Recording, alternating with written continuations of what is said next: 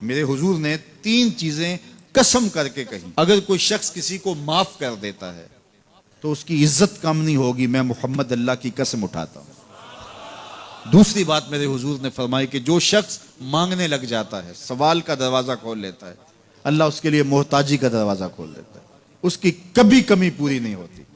اور تیسری بات میرے حضور نے قسم کر کے کہی، ما نقص مال عبد من صدقہ، کہا میں اللہ کی قسم اٹھا کے کہتا ہوں کہ صدقے سے مال کم نہیں ہوتا، صدقے سے مال گھٹتا نہیں ہے۔ تو ایک تو مال بھی نہیں گھٹے گا، یہ ضمانت کس کی ہے؟ میری نہیں ہے، یہ رسول اللہ کی ضمانت ہے۔ ایک تو مال بھی کم نہیں ہوگا، اور دوسرا یہ ہے کہ حب دولت ختم ہوگی۔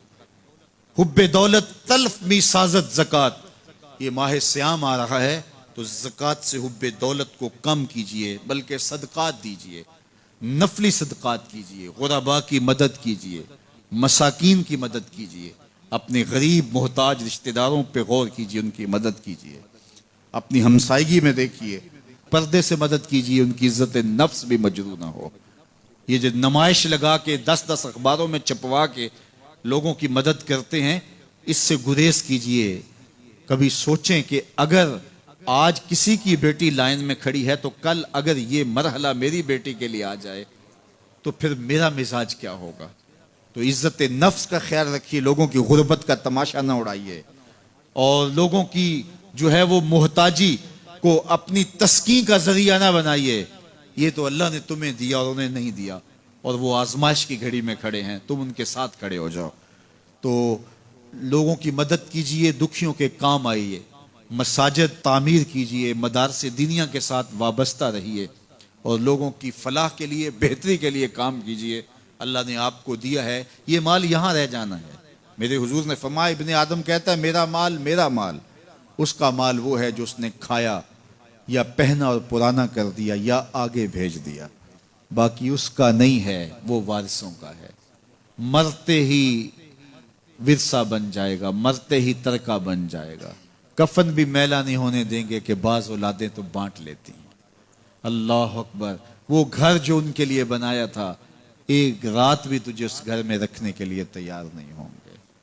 آج تیرا نام چھن گیا، آج کوئی یہ نہیں کہتا کہ پیچھے سے مانگے اور حاضر اس چودھری صاحب کے، حاضر اس میت کے۔ آج تو ڈیڈ باڈی بن گیا، آج تو میت بن گیا۔